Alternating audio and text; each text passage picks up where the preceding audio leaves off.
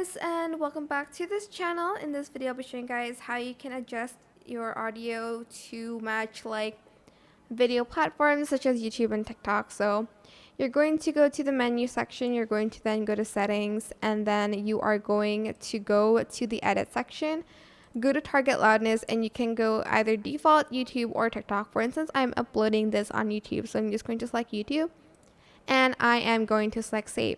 Once you're done, you want to make sure you go to audio as well and then select loudness normalization. It's going to be normalized to target loudness, which is the same as what we chose in settings.